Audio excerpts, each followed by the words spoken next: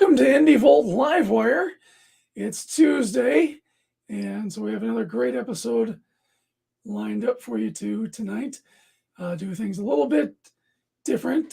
We've got a couple of really hot guests for us, and we're going to come back shortly after the intro and do our introductions.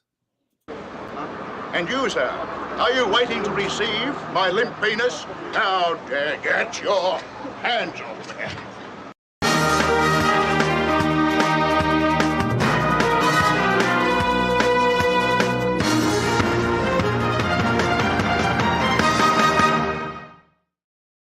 The following program contains violence, disturbing imagery, nudity, and, oh my god, why are you even watching this? Just run away. This shit is going to give you nightmares. For real. The program is rated TV MA NSFW OMFG GAF TTV BYGAS. Why are you still here? Seriously, don't watch this. We can't warn you strongly enough. Do you need a doctor of some kind? What is the matter with you?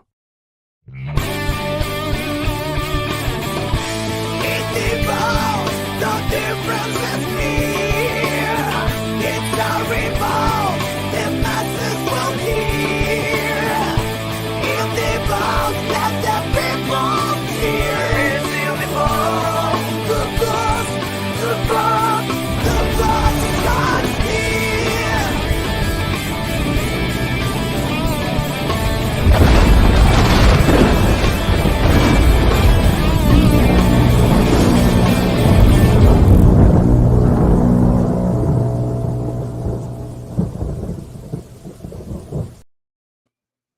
All right, we are back.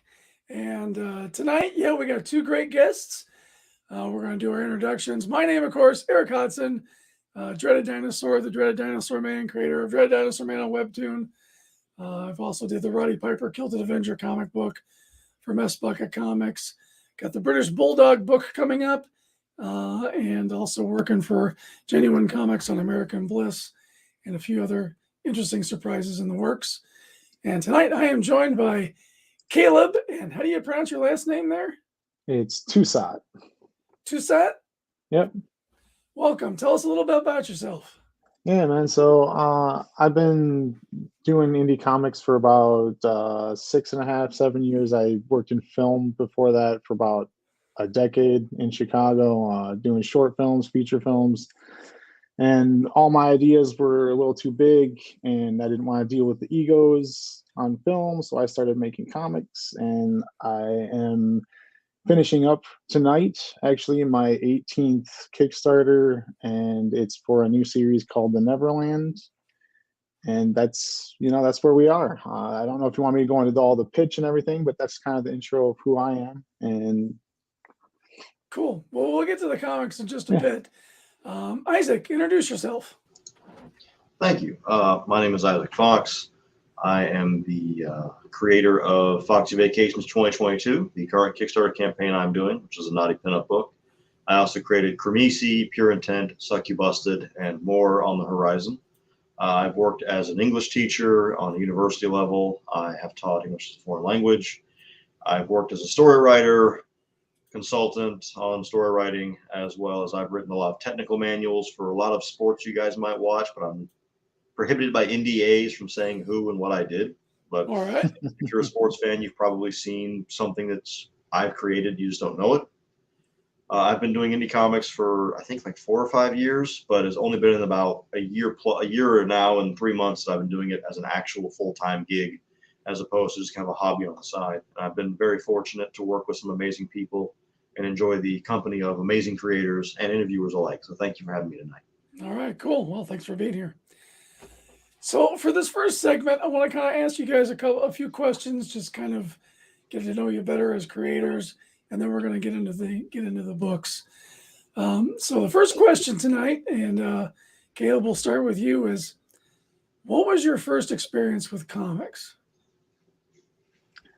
My first experience reading comics was probably the original Ninja Turtles back when, they were dark, when Kevin Eastman first started it. That was my first. I lived in my hometown didn't really have a comic book shop or anything, but my cousin was into Turtles and Transformers and everything. So I stumbled upon his Ninja Turtle comics and got sucked in there. And then, I got sucked into the X-Men animated series, and really all those characters came to me through other means than just reading comic books. And then I kind of really didn't get into loving the medium until I was much older, probably in my 20s, when I started picking up Neil Gaiman and Alan Moore books and seeing what you could actually do with comic books outside of just superheroes. And yeah, that's kind of from there. I got into film, and then I ended up getting into comics, thinking I could bring something maybe unique to the platform too. So Sweet. Isaac, what was your first experience with the comics? It's kind of a hard one. I think it was actually a copy of Batman back when the animated series was coming out. And I think for Christmas I got like a random bundle of comics from somebody. And one of them I recognized it because I'd been watching the animated series as a kid. And I got into that. Oh, wow, this is the same kind of quality of the series. And I just kind of stumbled into it from there. And at that point, it became kind of a dive into comics and manga and anime and all that generalized geekery from there that ultimately for me served as more of an inspiration than anything else. Awesome. That's a great answer. So I guess my follow-up question for that would be, what is something that you're passionate about? What is something that you're watching now that you're drawing inspiration from? For me or Mr. Caleb? Whoever wants to go first. After you, sir, please. I've always been inspired by really film in general. My big inspirations really come from like Guillermo del Toro stories. I like the way he uses fantasy and horror in a different means. And I love like practical effect fantasy movies and stories, and I've always been in love with that since like 80s fantasy, like Neverending Story and Willow and all that stuff I grew up with and watched nonstop. And it's kind of inspired me to not only write my own stories with that sort of theme to it and feeling, but just I want to bring that to a new generation. And that's kind of where this new book has come from, really. All right. Isaac, what say you? It was kind of Toonami in the 90s that really kind of first kicked me off. I came from a very violent upbringing. So for me, getting home from school and jumping into Toonami was a big escape from that. And the show that really solidified that for me was Outlaw Star, which was an entire show about a normal guy without any special powers or anything kind of given to him, just kind of going out in the universe with his friends and setting off on an adventure. And from that, it was really kind of geared towards young men, which I think was perfect for me at that age and where I was coming from. And that really just kicked it off for me and just inspired me so much. And that's what inspired my first series, Cremisi.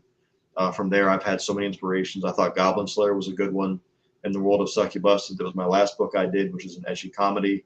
I took a lot of inspiration from Monster Musume. I'm going to oust myself as a pervert saying this. Something like that. Interspecies Reviewers, High School DxD, High School of the Dead. A lot of those series were just big inspirations for me. Most of mine comes from more Eastern inspirations. But there are certain writers and creators in America like Brian Pulido is a big inspiration to me, Dan Mendoza, Brian K. Vaughan, and I can't remember his name all of a sudden. The gentleman where he wrote the animated series and was one of the Looney Tunes' writers as well. Paul Dini. Paul Dini was a huge inspiration. That man's work I can't even dream of being what he does. So seeing those kind of guys and those kind of stories growing up, really what did it for me and it inspired me to hopefully with my stories do for somebody else what they did for me. Help pull somebody else out of whatever darkness they're facing in their daily lives. Okay, well, let's expand a little bit about on that. You said you came from, kind of a dark past. Do you recognize anything in the work that you're producing now that's kind of cathartic towards that? Has doing the work that you're doing kind of been a therapy for you or a way to work through some scenarios? Very much so. A little bit less in some of the more recent works like Suck You Busted and Foxy Vacations. That being a pinup book, it doesn't really apply. Suck You Busted does a little bit, in that Suck You Busted, being a story about demons and humans, it uses them as kind of a metaphor for how we call ourselves a free society, but we're still so judgmental of who people choose to love. With myself being the way I am, that was definitely a thing growing up in the South. It wasn't safe for people like myself. From there, Kermesi was a story, my original story I wanted to do, and it was really my passion project, and it still is. And when it's done, I'll be crying like a little girl. That story's purpose was really to focus on characters who are suffering from mentalities like that: alcoholism, PTSD, depression, hallucinations, abandonment issues, or anger issues. And those are all things I've kind of tackled myself, having PTSD growing up and living with that. And I wanted to kind of write characters through that, and it's helped me a lot. And I recommend other people do the same.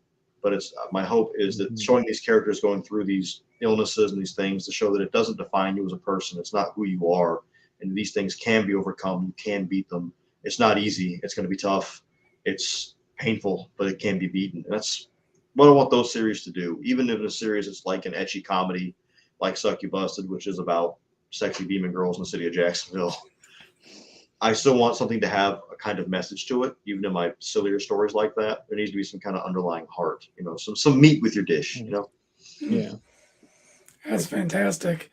Thank you. Caleb, going back to what you said earlier about your experience in film, how do you think working in film has shaped the way you approach creating comics?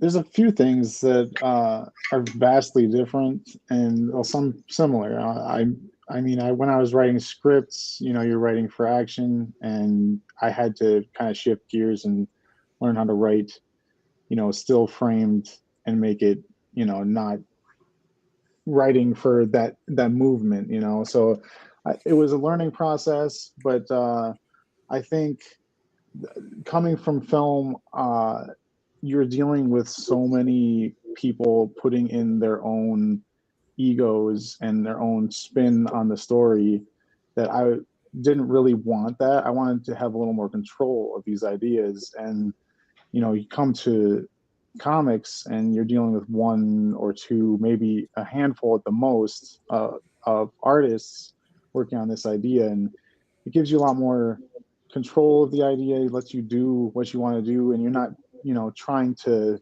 step over the other guy that's the indie filmmaker. In indie film, it's really dog eat dog, and honestly, it's just such a stark contrast to come over to indie comics and see how everybody, for the most part, is just trying to help each other do well. So everyone has always been very kind and very willing to share their experiences and help you kind of get lifted up and move into this industry. And it's just not really like that with film. And so just moving into this and getting that feeling, I was just like, I suddenly knew like this was like the right place to be.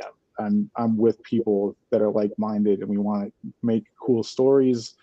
And even though we might make completely different genre ideas, we're all trying to essentially do the same thing. And it's a very cool thing to have become a part of the indie community that way. I'd like to agree with that and second you on that one. From having worked in TV production trucks, which aren't even the TV, the side of it you were on, like seeing the mentality and how people treat each other in that universe, it's like, I know you got to be a different kind of person to survive. It was a lot of like, I was a producer, and I had like 13, 14-hour days when I was doing these things. I was just like, my heart wasn't in it enough to deal with not only the long hours, but with the constant egos from every angle. And it's just, actors, directors, everyone thinks that they're in control. And it's just like, I'm the producer. Like, I'm really technically the one in charge here. But, it's refreshing to come to a medium where it's like, I work with a couple artists that I'm happy with over the few years I've been doing this. And, you get a shorthand, and it's very refreshing to just be like bouncing off ideas from one or two people and not having to fight for every creative twist and turn. So Now, kind of bouncing off that a little bit. Um, Caleb, you're a writer, correct? yeah. Isaac, are you a writer as well? Yes, I can't draw a straight line. Okay. So, coming from a writer's perspective, what is something about working with artists that you really like, and what is something that really surprised you that you didn't realize going into this?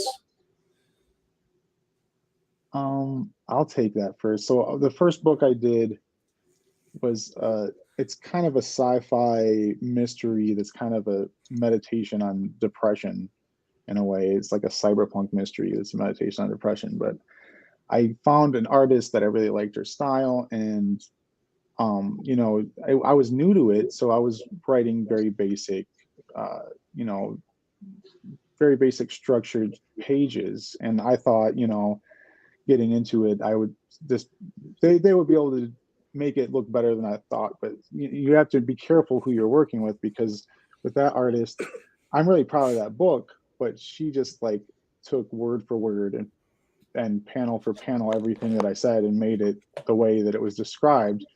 And on the other end of the spectrum, I got this newer artist I'm working with, even on this Neverland series, where I send him something and I get back something that blows me away. And it's not, it is what I sent him, but it's not necessarily exactly like he'll get it. He puts it in a new light, on a new spin on it that I would have never thought of as a writer, because he's an artist. He can see the page a different way.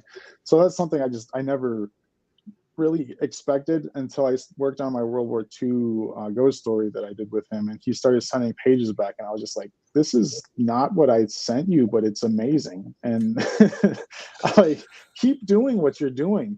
I'm not saying don't do it, but it's like I never expected him to just kind of take the reins a little bit. And I think there's something to be said to be able to be not have the ego again to like say, no, it needs to be done my way, because he knows art better than I do, and he knows how to make a comic book better than I do. I can tell a story, but he knew the structure better and he knew how to see it better. So that was, to me, that was the moment where I was like, this is the artist I'm going to be working with for a while, because he's taking my words and doing something fantastic with them.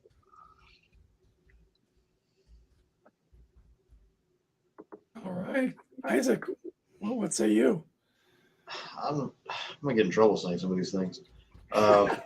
Most of the artists I work with for interiors and my go-to, what we call the Fox family, people who are actually part of my team, are entirely overseas artists. They're from Greenland, Indonesia. I got several from Indonesia, the Philippines, places like that. When I started meeting, I guess you'd call them the big name or professional comic artists in America, what surprised me the most was that they don't read comics. Really? Most of them I talk to don't read them. I was like, well, what do you mean? Oh, they don't have time. There's not enough time for them to read the comics. They know they grew up with the characters. They know who the characters are, but they can't sit down and spend 45 minutes analyzing a comic or reading an anthology. Their schedules are so incredibly tight. They just don't have the ability to do it. I was lucky enough to be a guest at a show one time with a gentleman who would work for Zenescope, and he would buy art books from other artists, but he wouldn't read comics. He's like, well, I can flip through this on a plane and learn about new art techniques that everybody else is doing, but I can't sit here and read story. That continues to surprise me. The other part of that was what I like about them. Was that my memory's bad. As far as what I like with artists, with me having artists that are mostly from overseas, I've learned to kind of custom tailor what I write to each of them. And I'm really fortunate that the ones I work with are so creative.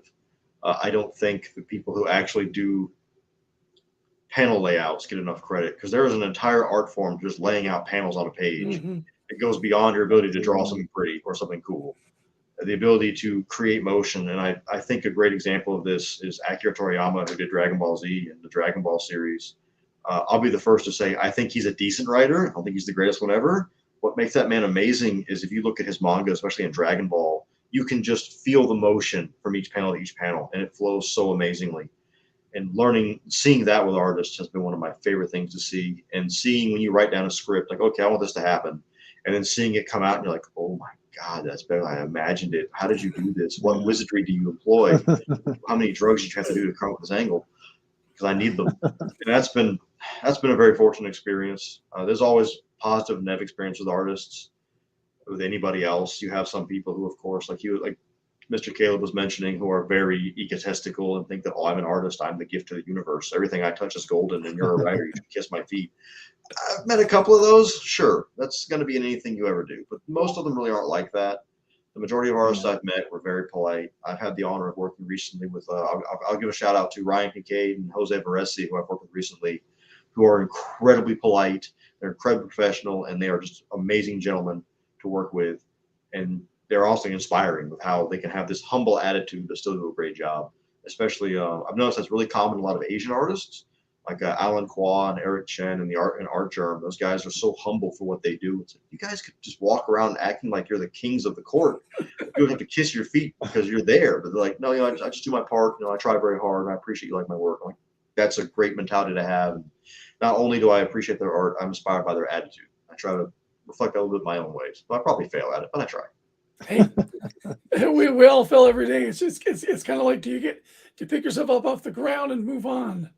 That's the important key. All right. Well, we're going to get into the campaigns here in just a minute, but I do have like one last question, and I would say it's like from I think you both mentioned you've done other books in the past. Yes, sir. So from your very first book to what you're doing now, what's some big lessons you've learned that somebody starting out should probably know ahead of time? Mr. Caleb, you first, sir. If you're going to make independent comics, be prepared to learn every facet of publication, because you're going to be doing printing, you're going to be doing marketing, you're going to be learning customs from shipping crap from other countries. You're not going to just be a writer that writes comic books. You're going to be doing every single thing that you can imagine. Nothing that you even, there's going to be things that you don't even think of right now that you're going to be like, why am I doing this right now? But that's what you have to do to make books if you want to be an independent creator. And I have gotten 2 book deals in the past 2 years, which is great. But in order to get to that, I spent 5 years doing everything. So, I mean, you just be prepared to buckle down and figure stuff out. Great. That's the realest advice I've ever heard. Great advice. I mean, I'm sure you can agree with me on this one. We write comics. Writing the comic is maybe 5% of what we do. Yeah. And that's being generous. Like, my last run was finished. The reason this is all blocked off is because this is my warehouse. I'm still shipping, and I have to do all this myself. Exactly. That's No one great. ever takes that into account. Like, you know how long it takes to ship 100 comics? How about keep multiplying that as you go on? Like, it's going to take you forever by yourself. Exactly what he said, though. It's not just, oh, I have a good idea for a story. Cool. Do you know anything about accounting? Do you know business? Do you marketing? Do you know social media? Do you know how to manage people's personalities? Do you know how to run Discord? Do you know how to do all these different things? It's like, well, I learned more from this than I ever learned in 6 years of college. Oh, there you go. Oh, yeah. In fact, I've told my university I'll have to refund my degree. They won't do it. You learn way more going out there and doing this. And I wish when I first started, someone had told me that. Absolutely. A lot of things I wish I'd have known when I started off. If I can go back and look at myself from about just 2 years ago, and I feel like it's not even the same person looking at it anymore. The things I learned, and I got lucky. I got very lucky, and I'll be completely upfront about that. I got very lucky that a very good friend of mine became a high-ranking associate for a very big name artist. I don't know if I can say his name or not. One of the top guys, and I learned a lot through that experience. And that's really what taught me so much, and where I was able to just make a massive leap forward in what I was doing. If I could go back in time, I wish I'd have known about how to handle your taxes on this kind of stuff. That's going to be a really big one that no one ever thinks about. Like, hey, did you know if you're an LLC, Uncle Sam's going to count your company's money and your money together? Do you have a plan for that? When it gets to the end of the year, are you ready to go ahead and spend all the money you need for next year so you don't get taxed as hard? Do you know that? No, I never would have known that ever, because no one teaches you this. Yeah, I just finished doing my taxes tonight, and I went through my entire year-long bank records of all the cons I do, and tallying up how much my expenses are. And I'm like, holy shit, this is expensive to do this. Yeah, yeah, that's the other part of it. There's conventions. You gotta.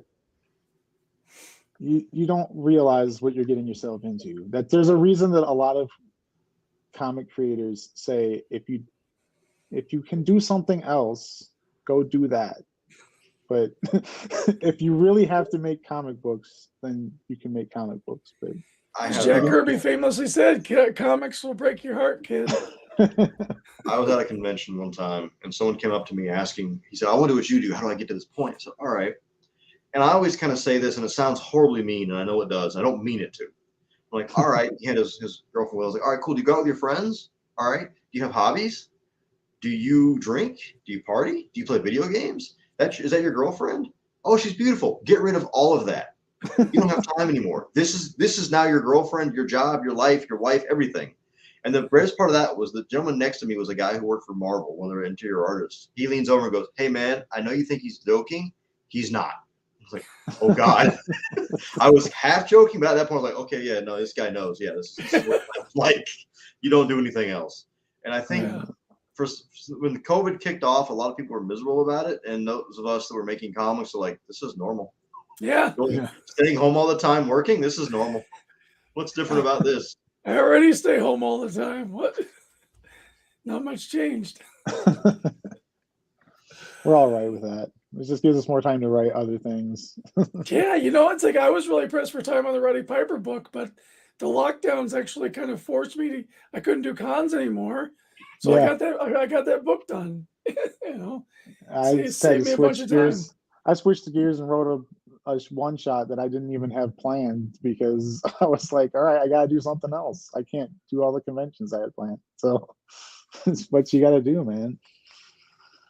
Yeah, far out. Well, I want to check in with the chat. We've got Matt Campbell, Art, saying, hey, guys, checking in. Thank you. Hello. Pops is checking in as well. He says, hey, yo. Nice. Hey, yo, for the great Scott Hall, who just recently passed.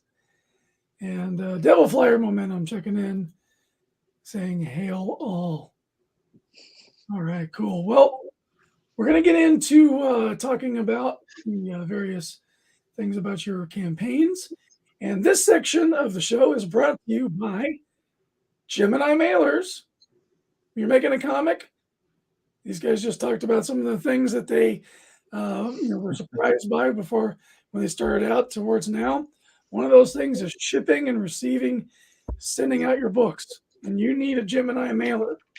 Use coupon code VOLT10, that's VOLT number 10, and you can get 10% off your order of Gemini mailers to send out your books. Nice. Very nice. We're very happy to have Gemini as a sponsor. That's been very. I can back up on that. That's that box right there. That's what that's full of. Yeah. That's what you got to use, man. We're the only ones with a coupon code to get 10% off too. Don't let anybody tell you to ship it with anything else. Your book will get damaged. Oh yeah. Without a Gemini mailer. Yeah, we've had so many horror stories on this show too. People who just put a comic in they put a stamp on the physical book and put that in the mailbox, or use a wimpy manila envelope and throw it in there. And I'm a big Silver Age collector. Yeah. So whenever I get a book in that I've purchased through the mail and it's not in a Gemini mailer, I get nervous opening it. Yeah. I hope this thing is still good. The only problems I've ever had is I've had one package arrived empty. I went to Mexico. The guy got like, yeah, there's nothing in it. What do you mean nothing in it? How's that possible? Oh, okay, yeah, the tape that's on it wasn't the tape I put on it originally. So they arrived with like red, Christmas tape on it instead of the clear plastic stuff. And that's clearly not normal. That's strange. And then, as I'm sure you've run into, Caleb, as well, overseas shipping right now is a nightmare. Oh my God.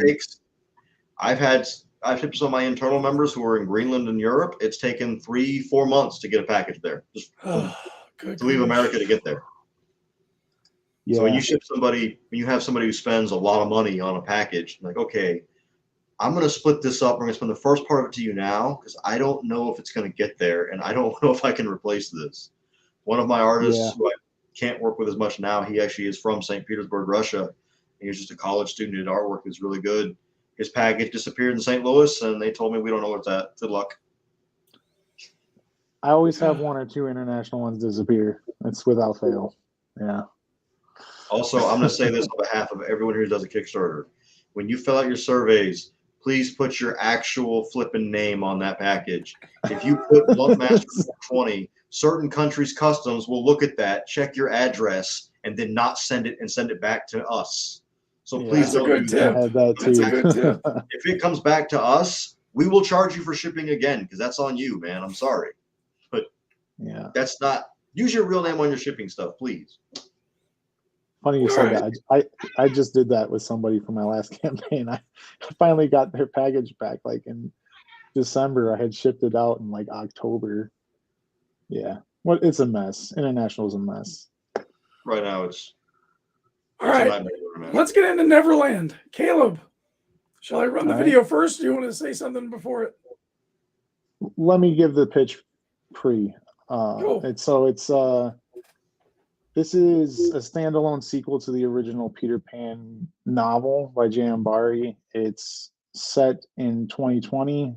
A kid lives in Chicago. His mother gets sick during a pandemic, and he goes to bed one night, wakes up in Neverland, and the island no longer has any magic, and he has to find all these wonderful characters that are familiar but broken and figure out how to bring the magic back to Neverland. And that's the gist of the story. All right, let's check out the video.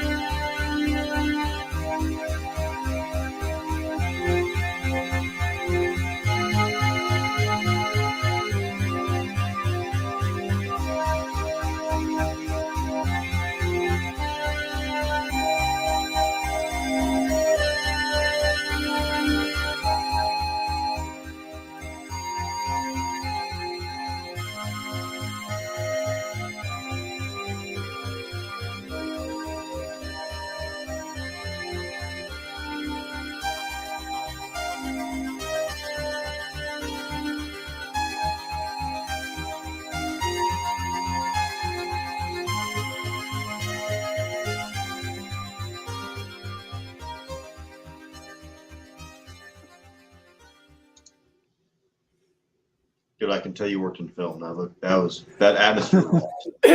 Almost had a video game introduction feel to it. Yeah. The music and the way that's really good. So I do all the videos, obviously. So but Very so I cool. have a couple. I've actually did a couple trailers for this, but I just did the short one for the main campaign video, just because a lot of people. Honestly, when I go to the Kickstarters, I don't even look at the videos. I just look at the artwork and read a little bit of it and look at the rewards and select. I don't think it's good to have something, right? Have something, but don't have something that's more than 2 minutes. Exactly. Well, you're doing really well. You've got 5,334 of your $4,500 goal. Yeah. 212 backers. That's great. Good numbers. And 85 minutes to go. So if you throw in $10, we actually unlock 2 stretch goals. So you get the comic. You can choose which cover. Both are the same price. We had Stan Yak did a awesome homage cover to, if you're a fan of Neverending Story, he did like basically it's the Neverending Story cover, but with Neverland characters. And it's for $10 you get there's the Neverending Story cover. You can get that one or the one Marcelo did. He's the interior artist. It's a 32-page comic. You get this really cool sticker. I actually have the sticker here too. Oh, there you go. It's dead. There you go. It's just this is the artist that does my kids series, Super Cats, and so she made like her version of my Dark Tinkerbell from the book. So there's a sticker of that, and then there's an awesome print that we just unlocked yesterday when we hit $5,000. That's their Howie Noel. He does all this like Dick Tracy style awesome That's pop really art. cool. And That's I like we're that. actually going to do like a whole series of these. My plan is to do one for each issue that's going to have different characters. So I think the next one's going to have like Percy, who's the main character, and Tinkerbell, and you'll be able to get like a whole series of them that way. Then you can read a whole 10-page preview of the book, and yeah, I'm really glad it seems to have found its audience, because over 200 backers. We'll just keep building from here, man. Like it's my first time doing fantasy, but if you like 1980s fantasy films, like Neverending Story or Labyrinth or Willow, like Oh man, yeah. that's like the heart of what this story is. It's really, I tell people it's like Neverending Story meets Hook. It has that kind of young adult feel to it, but I wrote it to have depth so that you could read it with your kids if you want to, but you're probably going to get more out of it because there's a lot more subtext about what's going on in the world around you. But it's still just a fun adventure on top of it. So, and you can pick up all the other books that I have in bundles for cheaper than I've ever sold them before. And a lot of people have been doing that. I think for like 50 or 60 bucks, you can get I have a couple hardcover graphic novels in there, and then a 60-page one shot. And basically, I'm giving you most of them for around 10 bucks a piece. So you can't really beat it if you want to catch up on the stuff that I've written. And as you can see, I ship all my stuff in Gemini mailers. Yeah, there's your money shot. Money shot for the shipping. I started putting that in there so people realize it might cost me a little more for shipping and handling, but it's because I'm going to make sure that book gets to you without being destroyed. So all right, looks there's great. more inspirations, Okay. Lord of the Rings, the 3 writers that inspired this story in my head were right there, Neil Gaiman, Tim Burton, Guillermo del Toro. It's a dark version of Peter Pan. It's not the one you're familiar with. If you've read the original novel, it takes place like basically shortly after that original novel. Oh, scroll up for a second. Neverland. Don't be a jerk. A little bit more. Look like a younger, better-looking version of Shia LaBeouf in that drawing. I'll take it, I guess. All right, looks like you've assembled quite a team. You've got a lot of reasonable stretch goals here. I'm sorry, tiers.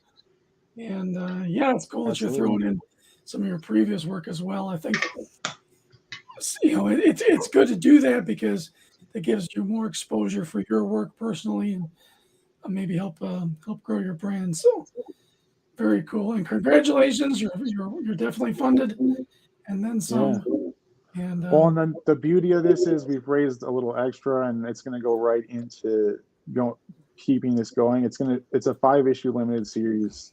My plan is to launch issue 2 somewhere this summer. It might be mid to late summer, but I have my Nook World War II series is actually going to be on Source Point Press starting in June. It's going to be June, July, August, 3-issue monthly release. Sweet. I'll probably launch issue 2 alongside when issue 2 of Nook is out in comic shops, just so we can kind of like feed off of that energy from that book. So I want to point out I just backed that book because I see behind you have Sandman, Watchmen, and some other really amazing series. This guy that's reads all that of my stuff. inspirations. Well, you got Saga. Yeah, I have all kinds of weird. There's a heavy. You read Saga, I gotta see it. I don't know if you've ever seen this. I recently found it. Heavy Metal did like this really weird Peter Pan, like adult Peter Pan book. Sounds like Heavy Metal. It's nuts, dude. It's nuts. But when I was doing the Peter Pan stuff and getting darker with that, when I saw that, I was like, I gotta check that out because I want to see what someone else did with it, and it's crazy. Wow. All right. Well, Look forward to thanks for reading this. bringing your campaign here. You're winding down and you're in the home Sure, stretch. man. So Thanks for having me. absolutely. We're going to check out some Foxy Vacations. So I feel kind of bad because like you show Mr. Caleb's work and it's like really dark and gritty and got this like it hooks you with like how serious it is and this great story and like, oh, let's go over here. And it's like, yeah, this is a book about a bunch of girls and guys going to a hot spring without any clothing. Yeah, it's surely All has right. the same kind of soul to it. There's something for everyone on Kickstarter, man. Well, That's let's check out the video. Girl, you got me shook from the way your body looks. Got me riding hooks, got me feeling like a rook. I don't do it by the book, but for you I'll take a look. Don't know what your mama took, sweet and spicy like a cook, yeah. I'll keep it real, let's make a deal. Buy you a meal if you just let me feel. Get out your heels, grab on the wheel. Back to my place at the top of the hill. Don't have regrets, I know what's next. She need a fresh, I'll be back in a sec. Look at them legs, don't make me beg. Back to the room, let me show you my bed. Yeah, your body feels like taking on a drug. You got me feeling good, yeah, you got me feeling numb. Everything you do, I can't seem to get enough. You got me feeling good, yeah, you got me feeling numb. Touching on your body feels like taking on a drug. You got me feeling good, yeah, you got me feeling numb. Everything you do, I can't seem to get enough. You got me feeling good, yeah, you got me feeling numb. All right. Too hot for TV. That was one hell of a tonal shift. Well, you're steaming right along here. You got 29 days ago, 17,587 of a $5,000 stretch goal. That's tremendous. I'm very What's the lucky. secret to your sauce here? I was gonna say I need some of that secret sauce, man. I'm No, I think I believe me. I when you came on here and you said, you know what sells. This is the thing, right? This is the battle that you face when you run a book like mine on Kickstarter. It's a little harder to get that audience. It's there, but I've built it up over the years to get these books made. So that's I mean, how I started off with it. yeah. To be honest, I'm gonna quote my favorite basketball player, and say I just do my part. I got lucky that when COVID kicked off and everybody was at home and everybody got furloughed from work, myself included, and everybody was at home, I just so happened to have everything ready at that exact moment. I think I was able to hit that audience at that right time. Conventions were gone. Comic book stores wouldn't let you walk inside. So what are you gonna do for your geek fix? Well, you go online. Exactly. And I just so happened to be ready with a repertoire of things that fit into what people wanted. And I kept, for the longest time in my surveys, I asked people what they want more of, what do you guys want to see, what do you guys like? And I started figuring out new stories I could do in that world. In this case, this book only has 4 pages of actual comic content. Every other page is a full page pinup. This is really, last year went tremendous for us at Foxy Comics. We had such a good time. We did so amazing. If you'd have told me 2 years ago that I would make 17K in like 4 or 5 days on a Kickstarter, I'd tell you you're out of your goddamn mind. There's no way in hell. You're stupid. This is going to happen. Not to me. And what we wanted to do is, I was like, well, one, as we mentioned, time is a problem. I needed more time to write books. I don't have enough time. I was like, well, my agent has me scheduled for another 4 or 5 years of comics to come out. I was like, well, I need more time to actually write a book. So we did a pinup book. And we wanted it to be a thank you to everyone who backed my work last year, everyone who hopped on Cremisi, Pure Intent, and Succubus. Like, well, I saw what you guys were asking of me, and I want to say thank you to you. So we created a book that this is just a giant thank you. Everybody worked hard last year, and I mean for the backers, they did a great job supporting us. So I think everybody deserves a vacation. Here's the time for you guys to go on a vacation. Metaphorically to a mystical hot spring, because with anime being my big inspiration, they always have 1 or 2 episodes. There's always a beach episode or a hot spring episode. It doesn't matter, it doesn't make sense. They just have it. Like, well, let's do one of those. Let's do a hot spring episode. I'm an anime inspired guy. So we created this. Was very fortunate to get some amazing artists on here. Some of these artists are industry professionals like Ryan Kincaid and Edwin Zaldivar. Some of my in-house people like Mitsu Blinger and Makushima and Aldi Fazan, who is a professionally published light novel artist over in Asia. Nice.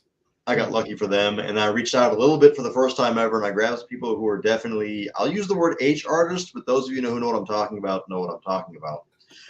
That kind of content isn't in this book. I will stress that anything Isaac Fox, Foxy Comics, Astral Ticket does is not pornographic. We don't allow that. But nudity, what you would see in our museum, is perfectly fine. So we can do that. I can't do anybody, getting pounded into a mattress, but I can show you no tentacles then, huh? No, we don't do that here. There's some jokes coming up in other books of mine to kind of make fun of that. 'Cause I'm like, I don't really do pornographic work.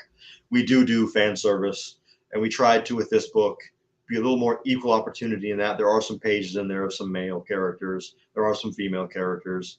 The original A cover we had where the girl's holding the fox. When I first sent it to my agent, I put a censor bar over the fox's crotch. That one right there. And he's like, please tell me you put a blurb saying there's no actual fox channels in this cover. Like, dude, I wouldn't put wouldn't put a censor bar on the cover on the crotch of the fox and put that on Kickstarter. People would look at me like, what is wrong with you? They would immediately just nope out of this campaign immediately, and I would not blame them. So no, there's no the animals are not anthropomorphically correct, or anatomically correct, I guess is the right term. That's awesome. The entire idea was I just wanted to do a book that was just fun. Let's just have some fun. Everybody's been having a rough time. Everything we see in the media now is just doom, gloom, invasions, war, disease, this politician. I'm tired of that. Everybody's tired of that bullshit. Let's be done with it. So let's give people something that makes them happy. Let's have something you can just sit back and crack that book open and just relax. And that's the idea of what we want to do with this book. I have one of the covers some lyrics on here. If you guys haven't seen lyrics, if anybody hasn't seen lyrics, look her up. She will probably, I'm willing to bet she'll be the #1 cover artist in the world in about 2 to 5 years. Really? She's amazing. She's part of Art Journ's crew. She graduated through his academy. Her style Which cover is that? Go up a little bit. It's the one with the background on every single graphic there. You can go up a little bit more, you'll get to it. A little more. I think she's one more above. I think she's R16 or so. That's it right there. Yeah, that is that's my company's mascot, Brooke Astral. She's since my work is a fusion of Japanese and American styles. Like, well, what's Japanese? Girls with ears and tails. That's a big thing in anime. What's American? A raccoon. To make a raccoon girl. And every artist I've ever given her to do, always it makes her a tanuki at first, because nobody outside of America has ever heard of a raccoon. They know tanukis from Japanese culture being so prevalent in the world with anime and manga and light novels. They don't know what the hell a raccoon is. Like, no, this is a raccoon. It's this thing that goes into your trash can at night. That's the creature we're trying to go for here. Yeah, she's got the cute raccoon, but I wouldn't call her a trash panda. No, not her. No, and Brooke's actually someone who works for me. If you message on Kickstarter or some social media, she's one of my representatives that helps do customer service for me. I don't do myself customer service or interactions really that much anymore. Izumi, who's my personal mascot, and Brooke, they handle all that for me now. And it's a huge time saver, and I'm eternally grateful for these women. They're amazing, and I wish nothing but glory upon them. I hope they have handsome husbands and rich mothers. They're great. Well, I have an interest in, there's 2 animals that always take my fancy: sharks, and I do love raccoons. So if you were able to, if you're doing a Hot Springs episode, if you ever want to do a baseball episode, I would totally draw a cover of this chick in a I think it's the Mississippi Trash Pandas jersey. It's a AAA ball club. No, there's the Rocket City Trash Pandas. Yes. 1 second. I got something for you. Do you have a jersey? I have something better. Oh.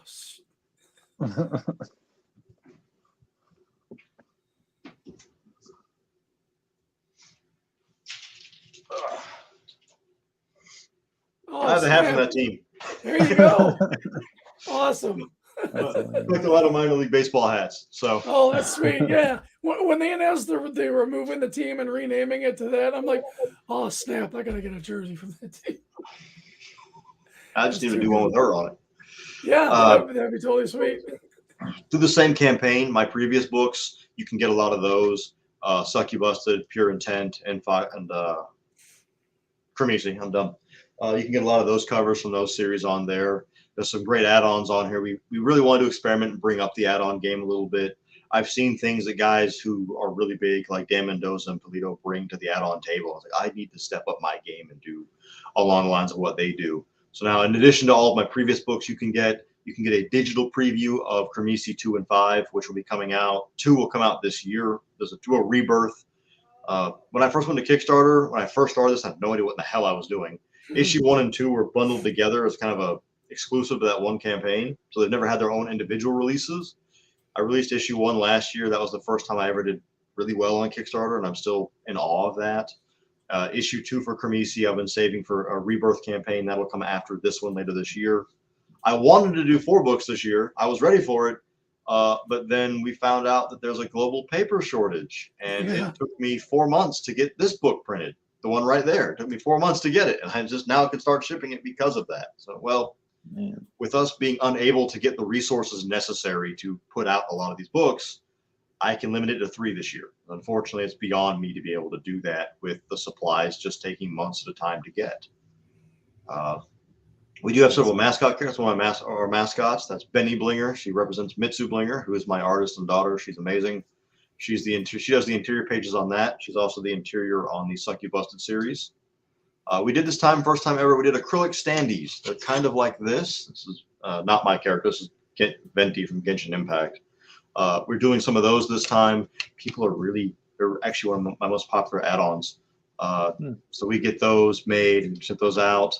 We have a special one. The last one we have on there is a special Irish Azumi fox, she's my personal mascot. For stretch goals, 4 of them are actually done. I have to update that graphic tonight because now we're at 17 and a half. So now it's been updated. It takes me forever to get to this stuff. And I'm so sorry to everyone who backs my work that it takes me so long to get to everything. It's a kind of a hellish schedule that I'm bound by at all times, trying to get all this done at once. This campaign has been breathtaking, to say the least. I'm incredibly humbled by the support of my backers and my interior team. To quote another great basketball player, my artist, you the real MVP. I look at it as it's my job when I create these campaigns to try and make my artists shine, make the people who work with me shine, and do the best that I can to make sure my backers are happy. We like to say this, and this is not meant to mean anybody else, means that we try to have the best customer service and backer service on Kickstarter. If a backer messages me saying, hey, can I get this cover kind of like this or this? Most of the time we work with you. Like, oh, you want this thing? Sure. Our biggest tier this time we did was it was $700 and limited to 1. If you bought that tier, you get 5 covers of your choice in virgin metal variants. And then we'll do a cover. Mitsu will draw a cover of you on a cover in metal, enjoying the company of any character from the book you want. Now, to clarify, when I say enjoying the company of, again, pornographic is not permitted, and I don't want backers sending me their naked photos. You will not be naughty in this photo. Unless it's like, Scarlett Johansson buys that tier. I prefer that not to, please don't send me that. But that tier sold like that. And then I have people messaging, well, we want to get that, but we can't. But can you do more of that? Well, I promised that one tier would be exclusive. So we opened up another one where we could do the same thing, but it'd be a hollow foil cover instead. And I put those limited to 3. I actually don't know if they're all gone yet or not. I haven't looked. Oh yeah, they're all gone. I see right there. That's how little time I get to actually read all of this. Those will be drawn by Mitsu Blinger and covered by Creus. He is also going to be, Creus is a colorist. He's fantastic. He draws a little bit too. He's very good. In keeping with the theme of my work, he's not in the United States. He's from Britain. I think he's from Ireland, but he lives in Britain. I've had the very, very big fortune of working with some amazing artists like Cute Sexy Robots, who's done a couple of my covers. That man, if I ever feel like, yeah, I'm doing really good, I go and look at his Patreon and realize, no, I'm not doing very good. His Patreon is minimum $10K a month. I'm like, oh, that must be nice. What is that like? That's incredible. You can afford all the nice food. My goal is I just want to make enough money where I can have a steak if I feel like it. That's really all I'm trying to do. Darn right. I could put a picture at the end of the campaign with him on there and just saying, if you back this book, he gets to eat tonight. But I'd say that might be kind of cold-blooded. I might get in trouble for that. I know. Good kitty. You're annoying me. Thank you. But as far as the campaign goes, I do appreciate everyone who's backed it and supported me and my team to this point. When we first launched this campaign, it was that night we were going to call, just trying not to cry of how amazed we were and touched that everyone supports us this much. And if you can, people who can continue to support my campaigns, just thank you so much. And you're making a dream come true for me. So I don't have the words to express how grateful I truly am. So check out that book, please. And thank you so much for your support. Absolutely. I'm putting both campaigns into the chat. And Thank you. They should also be in the link in the description for the video for anybody who is watching this after it has gone live. All right, so those are both done. Again, these are both on Kickstarter. You've got Foxy Vacations, so check that out. You've got 29 days left for that. Yes, sir. And please, the Neverland. There's probably 60 minutes left. Check that out on Kickstarter. And get in those last few. Awesome. All right, so that's going to wrap up the main show. We're going to exit by each one of you telling people how they can stalk you online. Caleb, go right ahead. All right. Well, you can find all my stuff at my imprint website, which is villagecomicbooks.com. I'm on every social media as well as Village Comics or Caleb Tusat. You can look me up, Twitter, everything, Instagram. But right now, everything's looped through villagecomicbooks.com and neverlandcomic.com.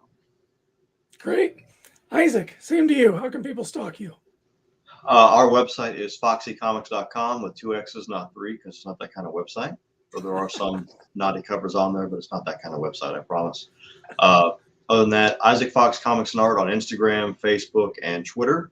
And if you and we also have a Discord fan server. You can find links to that usually through our Kickstarter or on our pages. And if you go in there, you can actually talk to Azumi and members of the team if you want to. So check us out, guys, and thank you very much. Very cool. Again, my name is Eric Hansen. I'm creator of Dreaded Dinosaur Man on Webtoon. You can follow me at Twitter, Instagram, YouTube, Facebook with the @Dreaded Dinosaur tag. And I'm currently in a war with one of my friends, the Quaff. He's been a regular on this show before, creator of Shotgun Samurai. The first one of us who gets to 1,300 Twitter followers wins, and the loser has to draw the winner's original character. And I really want to see what Mr. The Quaff can do with Dinosaur Man. So please, if you're on the Twitter, follow me at Dreaded Dinosaur Man so I can win this petty little war. All right. And with that, we're going to kick off, and we will see you back here again next Tuesday at 9 p.m. for Indie Volt Livewire. Thank you, everyone, for watching. Make sure you smash the like button down below. Click subscribe if you like this kind of content. We try to always feature interesting, cool people making good comics. Okay, we filter this stuff. We don't just have anybody on here. So consider these two pre-vetted and check out these campaigns. They're totally worth your time. Have a good night, everybody. See you next week.